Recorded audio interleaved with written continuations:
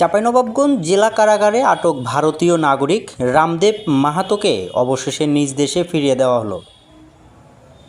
আজ সোমবার দুপুরে শিবগঞ্জ উপজেলার সোনা মসজিদ স্থলবন্দর আইসিপি গেট দিয়ে বাংলাদেশ ও ভারতের ইমিগ্রেশন পুলিশের উপস্থিতিতে বিজিবি ও বিএসএফের মাধ্যমে তাকে আনুষ্ঠানিকভাবে হস্তান্তর করা হয়।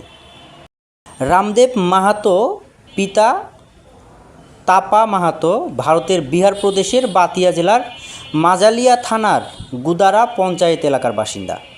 তিনি 2018 সালের 30 নভেম্বর অবৈধভাবে বাংলাদেশে অনুপ্রবেশকালে চাঁপাইনবাবগঞ্জ সীমান্ত থেকে আটক হন।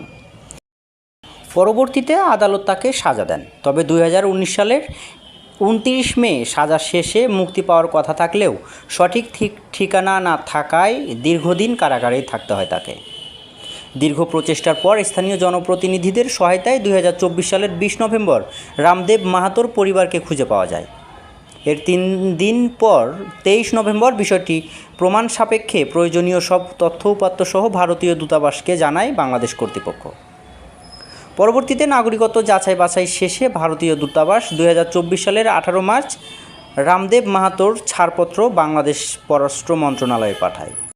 এরপর বিভিন্ন দপ্তর ও মন্ত্রণালয়ের আনুষ্ঠানিক প্রক্রিয়া শেষে প্রায় 6 বছর পর তাকে দেশে ফেরত পাঠানো হলো। আজকের এই হস্তান্তরের মধ্য দিয়ে দীর্ঘ কারাবাসের শেষে পরিবার ও মাতৃভূমির কাছে ফিরে গেলেন রামদেব মাহাতো।